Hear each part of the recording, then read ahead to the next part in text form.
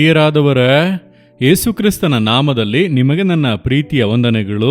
ಒಂದು ಹೊಸ ತಿಂಗಳ ಮೊದಲ ದಿನದಲ್ಲಿ ಬಂದಿದ್ದೇವೆ.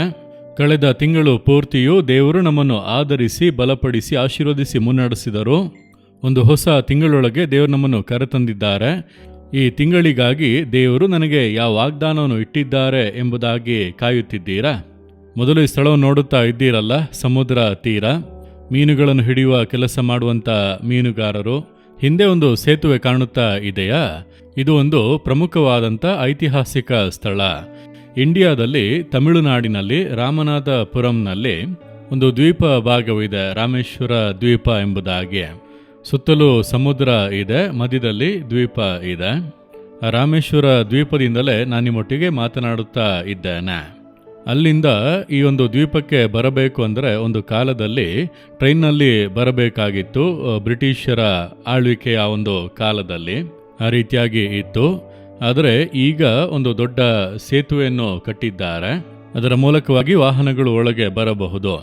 ಈಗ ರೈಲ್ವೆ ಸೇತುವೆ ಕೂಡ ಇದೆ, ವಾಹನಗಳು ಹೋಗುವುದಕ್ಕೂ ಕೂಡ ಸೇತುವೆ ಇದೆ. ಹಿಂದೆ ಅದನ್ನು ನೋಡುತ್ತಾ ಇದ್ದೀರಿ. ಇಲ್ಲಿ ಮೀನುಗಾರರು ಬಹಳಷ್ಟು ಜನರು ಇದ್ದಾರೆ. ಮೀನುಗಾರಿಕೆ ಇಲ್ಲಿ ಮುಖ್ಯವಾದಂಥ ಒಂದು ಕೆಲಸ. ಇಲ್ಲಿ ನಿಂತುಕೊಂಡು ನಾನು ನಿಮ್ಮೊಟ್ಟಿಗೆ ಮಾತನಾಡುತ್ತಾ ಇದ್ದೇನೆ. ಸರಿ, ದೇವರು ಯಾವ ವಾಗ್ದಾನವನ್ನು ಇಟ್ಟಿದ್ದಾರೆ ಎಂಬುದಾಗಿ ನೋಡುತ್ತೀರಾ?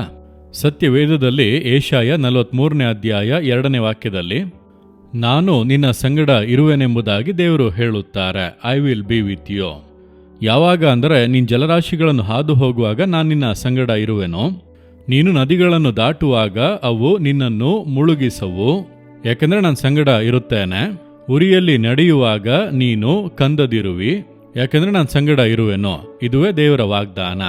ನನ್ನ ಮಗನೇ, ನನ್ನ ಮಗಳೇ, ನಾನು ನಿನ್ನೊಂದಿಗೆ ಇರುತ್ತೇನೆ. ನೀನು ಜಲರಾಶಿಗಳನ್ನು ಹಾದು ಹೋಗಬೇಕಾಗಿ ಬರುತ್ತದೆ, ನದಿಗಳನ್ನು ದಾಟಬೇಕಾಗಿ ಬರುತ್ತದೆ, ಉರಿಯುವ ಜ್ವಾಲೆಯಲ್ಲಿ ನಡೆಯಬೇಕಾಗಿ ಬರುತ್ತದೆ. ಇದೆಲ್ಲವೂ ಕೂಡ ನಮಗೆ ಬರುವಂಥ ಕಷ್ಟಗಳು, ಸಮಸ್ಯೆಗಳು, ತಡೆಗಳು, ಇಕ್ಕಟ್ಟುಗಳು, ಉಪದ್ರವಗಳನ್ನು ಸೂಚಿಸುತ್ತವೆ. ಇದರ ಮಧ್ಯೆ ದೇವರು ನಮ್ಮನ್ನು ನಡೆಸಿದರೂ ಕೂಡ ಯಾವುದು ನಮಗೆ ಕೇಡು ಮಾಡುವುದಕ್ಕೆ ಆಗದು. ಕಾರಣ ಏನು ಗೊತ್ತಾ? ನಾನು ನಿನ್ನ ಸಂಗಡ ಇದ್ದೇನೆಂಬುದಾಗಿ ದೇವರು ಮಾತು ಕೊಟ್ಟಿದ್ದಾರೆ. ಇದಕ್ಕಿಂತ ದೊಡ್ಡ ಭಾಗ್ಯ ಏನಿದೆ ಯೋಚಿಸಿರಿ. ಈ ತಿಂಗಳು ಮಾತ್ರವಲ್ಲ, ಜೀವನ ಪೂರ್ತಿಯೋ ಕೊನೆಯವರೆಗೂ ನಾನು ನಿಮ್ಮ ಸಂಗಡ ಇರುತ್ತೇನೆಂಬುದಾಗಿ ಯೇಸು ಮಾತು ಕೊಡುತ್ತಾನೆ. ಆತನು ನಿಮ್ಮ ಸಂಗಡ ಇರುವುದರಿಂದ ಸಮುದ್ರವನ್ನು ವಿಭಾಗಿಸಿ ಅದರ ಮಧ್ಯದಲ್ಲಿ ಮಾರ್ಗವನ್ನುಂಟು ಮಾಡಿ ನಿಮ್ಮನ್ನು ಮುನ್ನಡೆಸುತ್ತಾನೆ. ನದಿಗಳ ಮಧ್ಯದಲ್ಲಿ ದೇವರು ನೀರನ್ನು ನಿಲ್ಲಿಸಿ ಒಣನೆಲದಲ್ಲಿ ನಡೆಯುವಂತೆ ಮಾಡುತ್ತಾರೆ. ಉರಿಯುವಂಥ ಬೆಂಕಿ ಜ್ವಾಲೆಯಲ್ಲಿ ಕೂಡ ಶಾದ್ರಾಕ್, ಮೇಷಕ್, ಅಬೇದ್ನೆಗೋವನ್ನು ಕಾಪಾಡಿದಂಥ ದೇವರು ನಿಮ್ಮ ಸಂಗಡ ಇದ್ದು ನಿಮ್ಮನ್ನು ತಪ್ಪಿಸುತ್ತಾರೆ. ಯಾವುದು ನಿಮಗೆ ಕೇಡು ಮಾಡದು. ದೇವರೇ, ನೀವು ನನ್ನ ಸಂಗಡ ಇರುತ್ತೇನೆಂದು ಮಾತು ಕೊಟ್ಟಿದ್ದೀರಿ, ಅದು ಸಾಕು. ನಾನು ಸಮುದ್ರವನ್ನು ದಾಟಬೇಕೆಂದರೂ ದಾಟುವೆನು, ನದಿಗಳನ್ನು ದಾಟಬೇಕೆಂದರೂ ದಾಟುವೆನು. ಉರಿಯುವ ಜ್ವಾಲೆ ಕೂಡ ನನಗೆ ಕೇಡನ್ನು ಮಾಡುವುದಿಲ್ಲ. ನೀವು ನನ್ನ ಸಂಗಡ ಇದ್ದೀರಿ, ನನ್ನ ಸಂಗಡ ಇದ್ದರೆ ಸಾಕು, ಅಷ್ಟೇ. ಇಂದು ದೇವರು ನಿಮಗೆ ಮಾತು ಕೊಟ್ಟಿದ್ದಾರೆ. ಆದರೆ ಆತನನ್ನು ನಿಮ್ಮ ಸಂಗಡ ಇಟ್ಟುಕೊಳ್ಳುವುದು ನಿಮ್ಮ ಜವಾಬ್ದಾರಿ. ನೀವು ಸಿಗರೆಟ್ ಸೇದಿಕೊಂಡು, ಕುಡಿದುಕೊಂಡು, ದುಷ್ಟರಾಗಿ ನಡೆದು ದೇವರು ಯೇಸು ನನ್ನ ಸಂಗಡ ಇರುತ್ತಾನೆಂದರೆ ಆಗುವುದಿಲ್ಲ. ಆತನು ನಿಮ್ಮನ್ನು ಪ್ರೀತಿಸುತ್ತಾನೆ. ಆದರೆ ನಿಮ್ಮೊಂದಿಗೆ ಇರಬೇಕು ಅಂದರೆ ಪಾಪಗಳನ್ನು ಬಿಟ್ಟು ಮನ ತಿರುಗಿ ಜೀವಿತದಲ್ಲಿ ಆತನನ್ನು ಸ್ವೀಕರಿಸಿಕೊಂಡಂಥ ಅನುಭವದಲ್ಲಿ ಇದ್ದರೆ ಆತನು ನಿಮ್ಮೊಂದಿಗೆ ವಾಸ ಮಾಡುವುದಕ್ಕೆ ಸಾಧ್ಯ. ಆದ್ದರಿಂದ ಇದುವರೆಗೂ ಜೀವಿತ ಹೇಗೆ ಇದ್ದರೂ ಕೂಡ ಇಂದು ನಿಮ್ಮ ಜೀವಿತವನ್ನು ದೇವರ ಕರೆಗಳಲ್ಲಿ ಒಪ್ಪಿಸಿಕೊಟ್ಟು, ಯೇಸುವೆ ನನ್ನ ಹೃದಯದಲ್ಲಿ ಬರಬೇಕು, ನನ್ನೊಂದಿಗೆ ಇರಬೇಕು, ನೀವು ವಾಗ್ದಾನ ಮಾಡಿದಂತೆ ನನ್ನ ಸಂಗಡ ಇದ್ದು ಮುನ್ನಡೆಸಬೇಕೆಂದು ಪ್ರಾರ್ಥಿಸಿದರೆ ನಿಮ್ಮ ಸಂಗಡಲೇ ಇದ್ದು ಮುನ್ನಡೆಸುವರು. ಅದಕ್ಕಾಗಿಯೇ ಶಿಲುಬೆಯಲ್ಲಿ ರಕ್ತ ಸುರಿಸಿ ಸತ್ತು 3ನೆಯ ದಿನ ಜೀವದಿಂದ ಎದ್ದು ಯುಗದ ಸಮಾಪ್ತಿಯವರೆಗೂ ಎಲ್ಲ ದಿವಸ ಸಂಗಡ ಇರುತ್ತೇನೆಂಬುದಾಗಿ ಹೇಳಿದ್ದಾನೆ. ಆತನನ್ನು ಸ್ವಂತ ಮಾಡಿ ಕೊಳ್ಳುವಿರಾ? ದೇವರನ್ನೋಡಿ ಹೇಳಿರಿ, ಕಣ್ಣುಗಳನ್ನು ಮುಚ್ಚಿ, ಯೇಸುವೆ, ನೀವು ನನ್ನ ಹೃದಯದಲ್ಲಿ ಬರಬೇಕು, ನನ್ನೊಂದಿಗೆ ಇರಬೇಕು, ನನ್ನೊಂದಿಗೆ ವಾಸ ಮಾಡಬೇಕು. ನಾನು ನಿನ್ನ ಸಂಗಡ ಇರುತ್ತೇನೆಂದು ಮಾತು ಕೊಟ್ಟಿದ್ದೀರಿ, ನಾನು ನಂಬುತ್ತೇನೆ.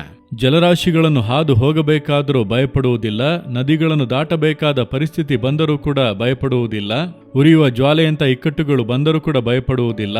ನೀವು ನನ್ನ ಸಂಗಡ ಇದ್ದು ನನ್ನನ್ನು ಕಾಪಾಡಿ ತಪ್ಪಿಸಿ ಮುನ್ನಡೆಸುವಿರಿ. ನಾನದನ್ನು ನಂಬುತ್ತೇನೆ. ಯೇಸುವಿನ ನಾಮದಲ್ಲಿ ಆಮೇನ್, ಆಮೇನ್. Jesus Redeem Kannada YouTube channel ಅನ್ನು ಸಬ್ಸ್ಕ್ರೈಬ್ ಮಾಡಿ. ಸಬ್ಸ್ಕ್ರೈಬ್ ಬಟನ್ ಕ್ಲಿಕ್ ಮಾಡಿ ಮತ್ತು ಬೆಲ್ ಬಟನ್ ಒತ್ತಿ.